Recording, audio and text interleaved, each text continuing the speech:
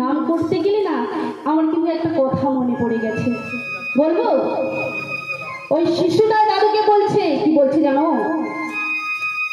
ওমা, একদিন নারদমণি শ্রী বিষ্ণুর কাছে গিয়েছে, আর শ্রী বিষ্ণুর কাছে বলছে, আচ্ছা প্রভু, আপনি বলুন তো, এই যে হরি হরি হরি হরি করি, এই হরি নামের মাহাত্ম্যটা কি? আপনি যদি একটু বলে দেন। বলে, নারদ, আমি তো হরি নামের মাহাত্ম্য আমি তো জানি না।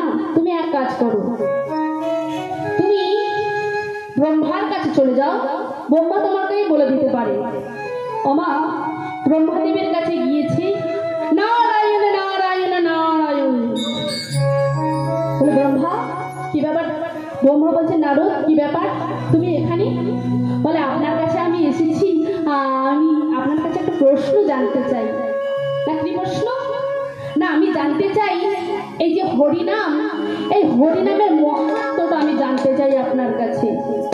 বলে, নারদ, হরিনামের মাহাত্ম্য আমার কাছে তুমি শুনবে, কিন্তু নারদ, হরিনামের মাহাত্ম্য যদি বলতে যাই, যদি কম হয়ে যায় কিন্তু এটা আমার অপরাধ হয়ে যাবে, তার থেকে আমি তোমাকে বলতে পারবো না। তুমি এক কাজ করো, তুমি ভোলানাথের কাছে চলে যাও। ওমা, ভোলানাথের কাছে গিয়েছে। ভোলানাথের কাছে যেই না গিয়েছে, ভোলানাথকে জিজ্ঞেস করছে, আপনি যদি আমায় একটু বলেন যে হরিনামের মাহাত্ম্যটা কি, তাহলে আমার একটু ভালো হয়। বল, হরিনামের মাহাত্ম্য? নারদ, আমি হয়তো বলতে পারতাম, ওই যদি বলতে গিয়ে একটু কম হয়ে যায় তাতেই আমার অপরাধ হয়ে যাবে, তা আমি আমার অপরাধের ভাগিদার হতে চাই না। তুমি এক কাজ করো, তুমি যার নাম তার কাছে চলে যাও। এই যার নাম, এটা কার নাম? নারায়ণের। তাই না শ্রীহরি নারায়ণের কাছে গেলেন। শ্রীহরি নারায়ণ আবার পাঠিয়েছে কার কাছে? না, নারদ, তুমি চলে যাও যম মহারাজের কাছে, সেই তোমাকে বলে দিতে পারে হরি নামের মাহাত্ম্য। ওমা, নারদ কি করেছে? না, নারদ যম মহারাজের কাছে এসেছে। আর নারদ যম মহারাজের কাছে এসে বলছে, যম মহারাজ, আমি আপনার কাছে এসেছি একটা কথা নিয়ে। না, কি কথা? না, আমি আপনার কাছে জানতে চাই হরি নামের মাহাত্ম্য। না নারদ, তুমি আমার কাছে হরি নামের মাহাত্ম্য শুনতে এসেছো, কিন্তু নারদ, আমি তো বলতে পারবো না, আমি তো হরি নামের মাহাত্ম্য বলতে পারবো না। না, আপনিও বলতে পারবেন না। আমি সবাইয়ের কাছে ঘুরেছি, কেউ আমাকে বলছে না, কিন্তু এই হরি নামের মাহাত্ম্যটা কি, এটা আমার জানবার খুব ইচ্ছে জেগেছে। বলে, নারদ, তো আমি তো জানি না, তা তুমি যখন এসেছো তুমি আমার রাজ্যে একটু থাকো। বলে, না না না, আমি থাকবো না। বলে, আরে নারদ, তুমি এখানে প্রথম এসেছো, তুমি থাকো, আমার এই জমালয়টাকে আমাকে ঘুরিয়ে দর্শন করাবো, তুমি একটু থাকো। নারদমণি বলছে, যম মহারাজ আদেশ করেছে মানে প্রজার কি কর্তব্য? কথা মানা, কথা মেনে চলা।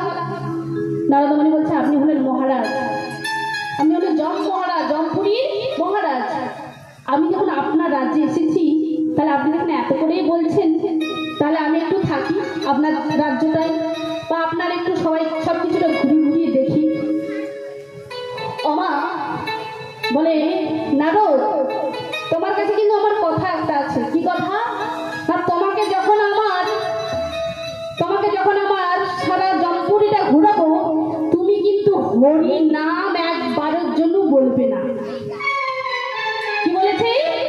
সবসময় নারায়ণ নারায়ণ নারায়ণ করে না, তোমাকে কিন্তু আমাকে কথা দিতে হবে, তুমি শ্রী হরি নারায়ণের নাম একবারও নেবে না। বলে, বেশ, আপনার কথা না হলে আমি মেনে নিলাম, একটুক্ষণের কথা তো, বেশ আমি মেনে নিলাম, আমি নারায়ণের নাম করবো না। আমার কথা মেনে নিয়ে যাচ্ছে। এবার কোথায় যাচ্ছে? না, যেদিকে পাপীদেরকে সাজা দেওয়া হয়, জমপুরি তো, জমপুরি আর কি আছে, পাপীদেরকে সাজা দেওয়া হয় না? ওমা, পাপীদেরকে সাজা দেওয়া হয়। এবার গিয়েছে, পাপীদেরকে সাজা দেওয়া হচ্ছে কেমন করে? না, ফুটন্ত তেলে টকবক টকবক করে তেল ফুটছে, আর এই ফুটন্ত তেলের মধ্যে ছেড়ে দিচ্ছে, ছটফট ছটফট করছে। নারদের দেখে চোখগুলো বড় বড় হয়ে গেল, কি শাস্তি হচ্ছে। আবার একটুক্ষণ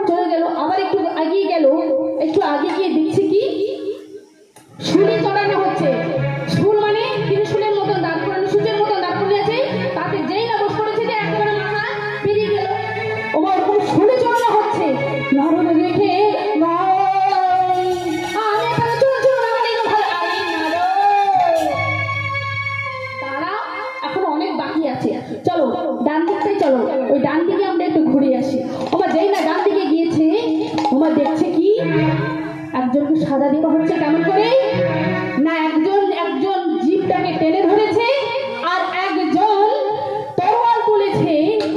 যেই না বলেছে এই বদন দিকে কোনোদিন হরি নাম করে না, এই মুখে কোনোদিন কৃষ্ণ নাম করে না, যে কান্দে কোনোদিন হরি নাম শোনে না, যে কান্দে শুধু পরচর্চা পরনিন্দা শুনেছে, যে জিহ্বা দিয়ে ভালো কিছু মন্দ কিছু বলে না, যে নাম দিয়ে কৃষ্ণ নাম বলে না, যে নাম দিয়ে হরি নাম করে না, ওই জিহ্বার কোনো দরকার নেই। এই বলে জিহ্বাটাকে ধরেছে আর একজন আর যেই না দিয়েছে কি যে নাম দেখতে পারে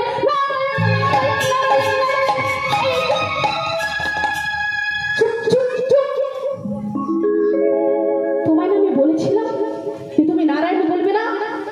দেখো নারদ, দেখো, তুমি তাকিয়ে দেখো, তোমার মতন পবিত্রর মুখে কৃষ্ণ নাম শোনে, তোমার মতন সাধু পুরুষের মুখে কৃষ্ণ নাম শোনে। ওই আত্মাগুলো আজকে তারা সর্বধামের দিকে চলে যাচ্ছে, তারা শত শত পাপ থেকে উদ্ধার হয়ে যাচ্ছে। কেবলমাত্র তোমার মতন একজন সাধু, তোমার মতন একজন সন্ন্যাসীর মুখ থেকে কৃষ্ণ নাম হরি নাম শোনে তারা উদ্ধার হয়ে গেল। নারদের আর বুঝতে বাকি রইল না যে হরি নামের মহত্বটা কি। যদি কেউ হরি নাম এক মনে এক চিন্তে যদি শোনে, তার শত শত পাপ থেকে সে মুক্তি হয়ে বৈকুণ্ঠ ধামে গমন